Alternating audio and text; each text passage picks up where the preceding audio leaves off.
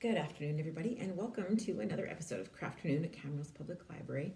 For today's project, you are going to need an old book. I love doing old book crafts. An old book, or perhaps some old comic books, because we're going to use the pages from these to make paper beads, which you can make into necklaces. Can you see those? Oh, the lighting is horrific. I'm sorry, guys. I'll hold them up one at a time so you can see them better. There's that one. That one's made out of a book page. This one's made out of a comic book. And a plain rectangular one as well, made out of a book page. So you're gonna need some old books. Even just some plain paper will be fine. You could even color them so you could do your own designs and stuff. You'll need a pair of scissors. Wow, my hands aren't working today. That's not good for crafts. A ruler. A pencil, some liquid glue, and a little dish to put it in because we're going to paint the glue on, so squeezing won't work. It doesn't matter if it's white glue or clear glue, just liquid glue. You're going to need some small round implement on which to wrap the beads. So you could use a skewer or a coffee stir stick if you have them. A toothpick and a pinch will work too. You'll have to make shorter beads than this because it doesn't give you much room to work when you're doing it on a toothpick. So the first step is, of course, you're gonna cut out some pages from your book.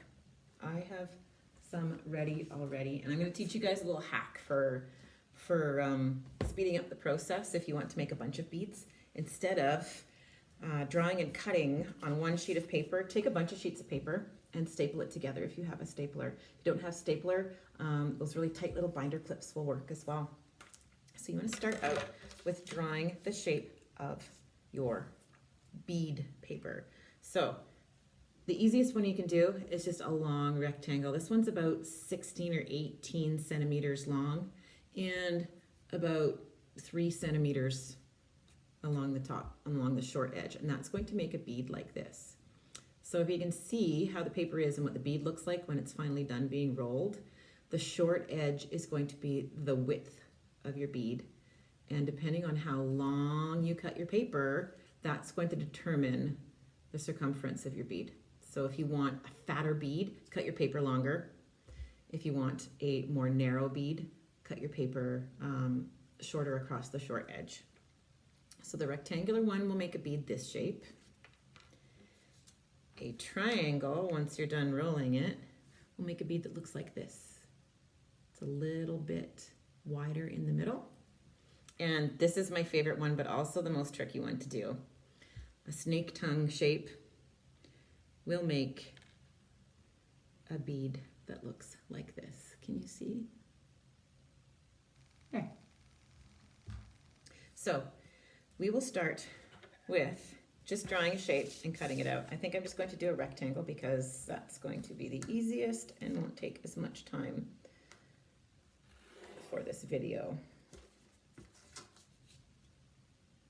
You can find lots of patterns for paper beads online. If you don't feel confident drawing your own shapes with a ruler, you can always print off some of those shapes online.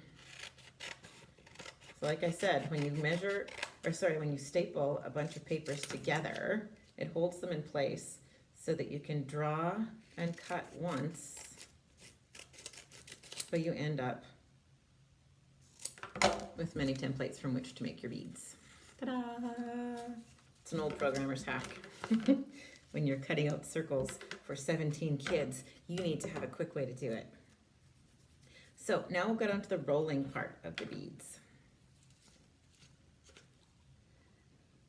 Some glue in your little bowl, and you take whatever rolling implement you're going to use, and we're going to start, I think, with just one of the rectangular ones because they're, like I said, they're the easiest if you're getting used to this process.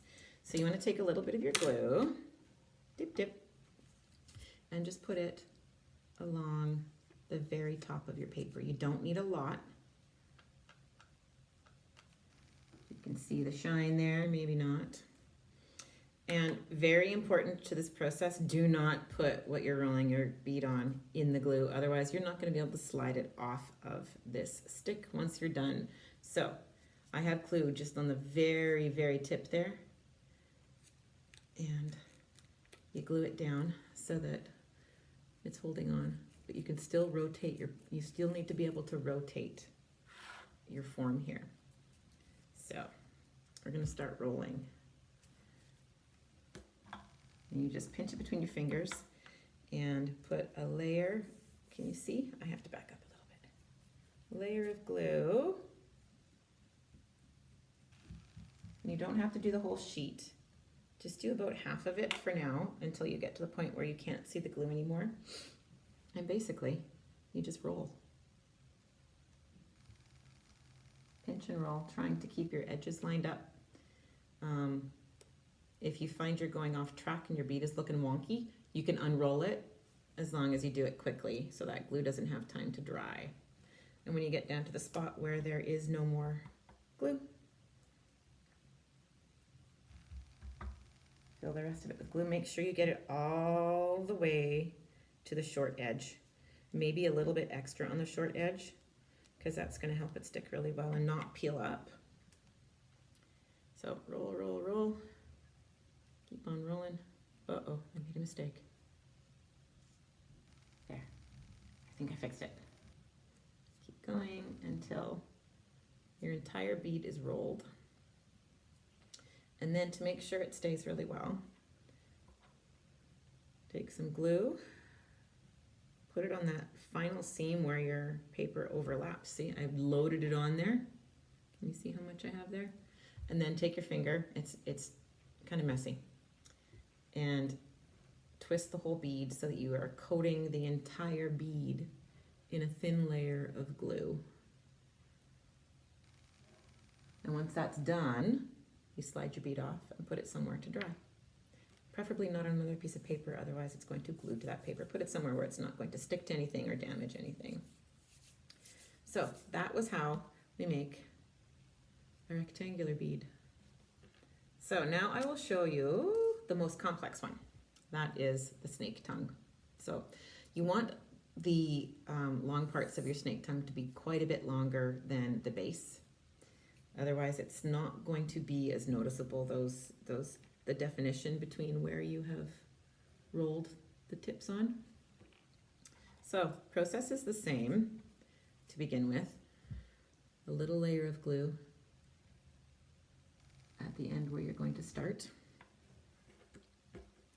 And your rolling mechanism, and fold it over.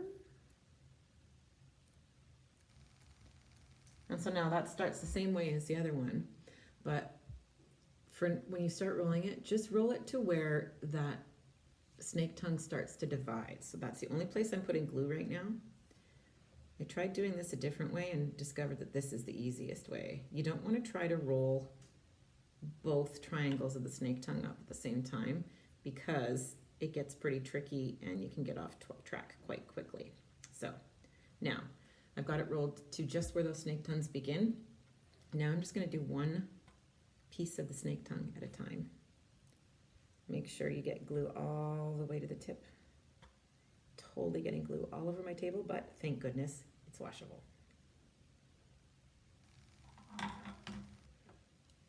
So we're going to start rolling just this one side of the snake tongue. It's okay if glue squirts out. You want to roll them quite tightly. Oops, I'm rolling the other one too. I don't mean to do that. Because if you get air bubbles in there, it's going to make your bead look a little wonky. There's one side. Now we will do the other side.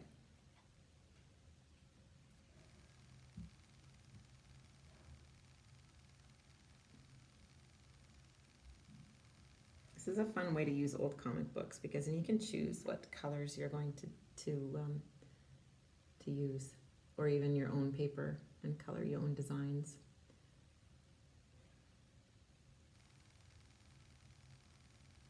And once you start making them, you get the hang of it pretty quickly.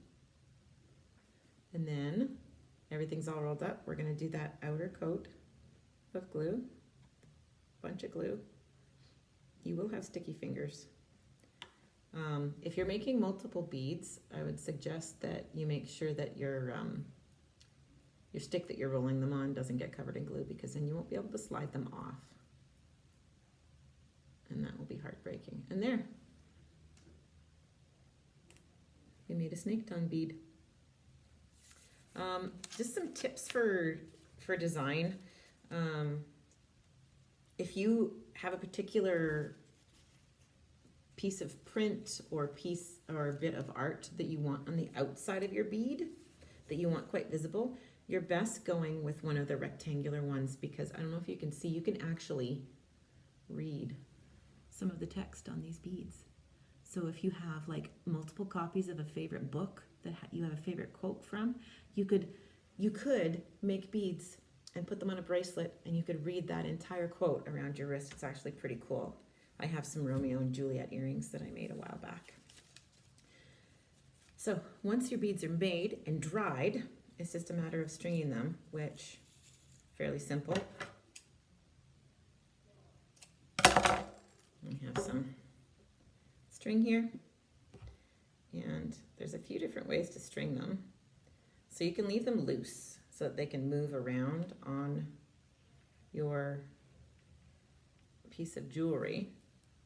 Or if you want them to stay in one spot and you want a gap in between them, you could always string it where you want it, tie a knot before you put the next bead on, and that should keep it from sliding down the end. So there you go, guys. That's how you make book page or paper or comic book beads.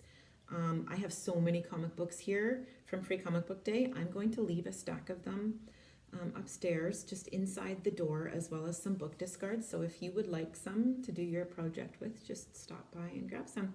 Thanks, you guys. Have a great week, and we'll see you next week.